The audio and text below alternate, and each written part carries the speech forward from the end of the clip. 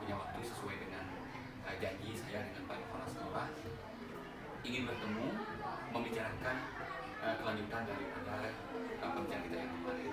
Yang saya sampaikan pada pertemuan sebelumnya pada Pak Pengawas bahwa teman-teman guru IPA di sekolah ini memiliki beberapa ide untuk perbaikan kualitas pembelajaran ke depannya. Harapan saya sebagai kepala sekolah tentu saja perbaikan kualitas pembelajaran IPA di sekolah ini. Mungkin dalam pengembangan pembelajaran kita kan sekarang menggunakan kurikulum merdeka mungkin dengan pembelajaran diferensiasi. Untuk pengembangan kita lebih banyak diskusi ke pengembangan pembelajaran berdiferensiasi. Di sini saya merasa sangat bersyukur sekali karena mendapatkan sebuah ide yang disampaikan oleh Bapak Pengawas yang sebagai coach dari Pombal Sarjana Sains, yaitu tentang jejaring kerja. Jadi ini maksudnya jejaring kerja adalah komunitas belajar IPA, yaitu kumpulan dari guru-guru IPA yang sudah tergabung dan menerapkan ide-ide yang sudah direncanakan sebelumnya. Jadi kami sebagai pionir untuk memotivasi dan menuntun guru-guru yang lain untuk bisa membuat pombal-pombal belajar yang baru di setiap rumpun mapel yang lain. Ya, jadi itu sangat bagus sekali idenya. Jadi kita bisa membuat gerakan secara menyeluruh di SMP Negeri 1 Melayang untuk menciptakan kualitas belajar yang sesuai dengan kurikulum Merdeka Belajar. Selamat pagi, Om Swastiastu, Assalamualaikum warahmatullahi wabarakatuh, salam sejahtera, salam bahagia. Saya selaku pengawas merintis sebuah komunitas belajar pada satuan pendidikan yang menjadi binaan pengawas agar dapat berjalan dengan efektif dan bermanfaat, memerlukan langkah-langkah strategis sehingga dapat menghadapi tantangan yang terjadi dan pada akhirnya menemukan solusi dan harapan pada satuan pendidikan tersebut. Adapun langkah-langkah yang telah saya lakukan selaku pengawas pembina yang merupakan praktik baik dalam komunitas belajar melalui metode Sitirta, yaitu pertama, kita harus mengenali tenaga pendidik dan kepala sekolah serta lingkungan belajarnya dan budaya-budaya yang telah terbentuk di sekolah tersebut dengan cara mendengarkan cerita reflektif dari guru-guru dalam kelompok melata pelajaran tertentu. Kepada kepala sekolah, saya melakukan coaching percakapan perencanaan merintis komunitas belajar. Dari percakapan tersebut, kepala sekolah mencetuskan ide untuk merintis komunitas belajar dalam bentuk tim kecil. Pada saat guru-guru melakukan cerita reflektif, saya selaku pengawas mendengarkan dengan sepenuh hati dan kesadaran diri agar dapat memahami apa yang telah disampaikan.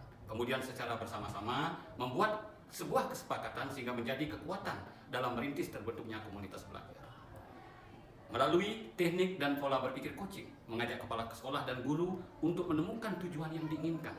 Dalam hal ini, pengawas selaku coach dengan pertanyaan pemantik kepada guru-guru itu agar muncul beberapa tujuan yang dapat dilaksanakan secara efektif, terukur, jelas dalam rentang waktu tertentu, sehingga dalam penyusunan program serta jadwal dapat dilaksanakan secara optimal. Yang menjadi kesepakatan dalam merumuskan tujuan pada tahun pelajaran ini adalah berbagi praktik baik tentang pembelajaran berdiferensiasi, mewujudkan budaya, diskusi, refleksi, dan umpan balik, strategi, berbagi, penguatan profil pelajar Pancasila, serta mampu merancang dan mengimplementasikan P5 sesuai kearifan lokal. Adapun beberapa tantangan yang muncul dalam pelaksanaan kegiatan komunitas belajar yaitu pengaturan waktu dalam diskusi, refleksi, dan pemberian umpan balik dalam komunitas karena waktu sangat padat dengan kegiatan belajar dan aktivitas lain. Kehadiran guru dalam komunitas belajar pada ruang kolaborasi, semangat dan respon guru dalam merintis komunitas belajar ada yang masih rendah. Maka pengawas selaku coach menanyakan seberapa kekuatan yang dimiliki dan kelemahan serta tantangan yang ada. Tetapi bahwa kelemahan serta tantangan itu sebaiknya dapat dijadikan sebuah kekuatan baru. Rencana aksi yang disepakati yaitu terbentuknya tim kecil sebagai komunitas belajar awal pada satuan pendidikan.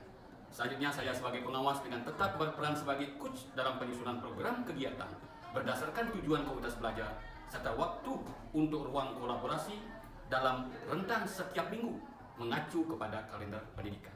Kegiatan diskusi, refleksi, serta evaluasi mingguan telah disepakati di setiap hari Jumat dengan waktu 2 jam pelajaran di akhir jam efektif.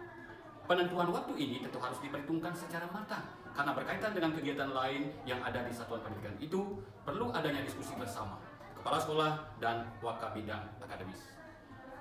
Upaya mempercepat terbentuknya komunitas belajar pada mata pelajaran lainnya. Saya selaku pengawas mengajak pada guru-guru dan kepala sekolah menggunakan strategi pola jejaring kerja.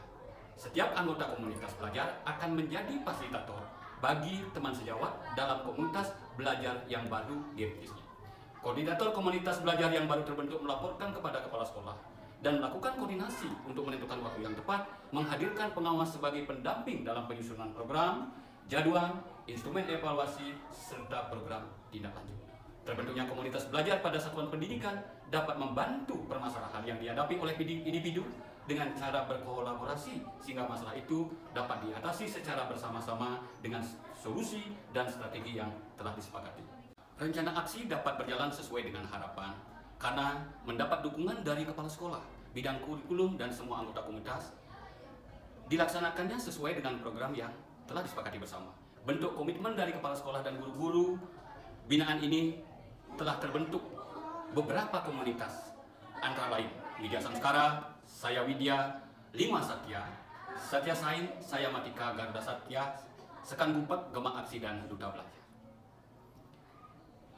Ternyata merintis komunitas belajar dengan menggunakan metode Sitirta ini sangatlah efektif karena menurut pendidik dan kepala sekolah merasakan ada kenyamanan, tidak ada keterpaksaan.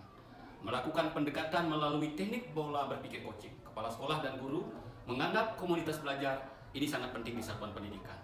Pada akhirnya, kepala sekolah menginginkan terbentuknya komunitas belajar dari kelompok mata pelajaran lainnya. Keberhasilan komunitas belajar ini, di samping dukungan yang kuat dari kepala sekolah, sudah barang tentu dibutuhkan dukungan materi dan sarana prasarana. Maka daripada itu, terwujudnya suasana yang nyaman, lancar dalam melakukan aktivitas, diskusi kepala sekolah telah menyiapkan sebuah ruang komunitas berbagi. Selain itu juga diperlukan materi untuk menambah wawasan anggota komunitas, diperlukan sumber belajar berupa platform Merdeka. Setelah membentuk komunitas belajar pada satuan pendidikan, ternyata banyak sekali dampak dari aksi yang telah dilakukan, antara lain kepala sekolah menyadari bahwa Komel itu sangat penting, memahami bagaimana cara membentuknya Komel belajar yang ada di satuan pendidikan yang dipimpinnya, menghasilkan sebuah kesepakatan baru yang merupakan keinginan dari guru-guru, mampu menyusun tujuan komunitas belajar yang sesuai dengan harapan yang diinginkan, serta mampu membuat program komunitas belajar yang terarah terukur sesuai dengan tujuannya. Komunitas belajar dari kelompok mata pelajaran IPA yang telah dirintisnya dapat menghasilkan sesuatu yang efektif melalui metode Sitirta pada sekolah binaan. Adapun yang sangat membanggakan sebagai seorang pengawas pembina dalam hal pembentukan komunitas belajar melalui metode Sitirta. Karena setelah dilakukan refleksi dengan menggunakan model 4P dalam aspek perasaan salah satunya, ternyata hampir seluruh guru merasa senang memberikan respon positif dengan alasan adanya komunitas belajar ini dapat memberikan tempat atau ruang berbagi pengalaman baik dari rekan-rekan guru lainnya. Faktor keberhasilan dalam merintis komunitas belajar di sekolah binaan ini tentu disebabkan adanya faktor-faktor yang mengintervensi seperti dukungan kepala sekolah, memberikan dukungan yang sepenuh hati baik secara moral maupun material, serta selalu hadir di dalam ruang diskusi, juga pada ruang refleksi. Tentu yang tidak dapat dikesampingkan adalah tumbuh kesadaran diri seorang pendidik untuk merubah pola pikirnya yang masih konvensional menuju pola pikir paradigma baru. Karena seorang pendidik memang harus memahami bahwa anak didik itu berada pada kodrat keadaannya. Kita berharap agar tumbuh berkembang sesuai dengan kebudayaannya, kodrat alam dan kodrat zaman. Pembelajaran yang didapat dari komunitas belajar ini, yang pertama adalah pendidik dapat mengatasi permasalahan yang dialami, baik dalam proses pembelajaran, pembinaan karakter, yang mana selalu memuliakan anak agar mereka terasa lebih merdeka. Yang kedua, penyelesaian permasalahan terhadap anak didik ini secara bersama-sama, baik di kelas yang diampu maupun anak lainnya. Yang ketiga, diskusi yang terjadi pada komunitas belajar sangat efektif dan terarah.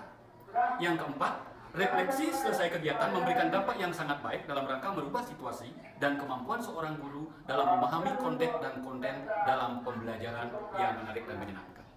Dan yang terakhir, yang kelima, umpan balik yang diberikan oleh rekan sejawat membantu guru lainnya untuk menemukan kekurangan dirinya, sehingga dapat menjadi kekuatan baru di dalam menyelesaikan persoalan-persoalan yang dihadapi dalam pembelajaran dan asesmen yang sering menjadi masalah bagi seorang guru di dalam melakukan penilaian awal, proses, dan akhir.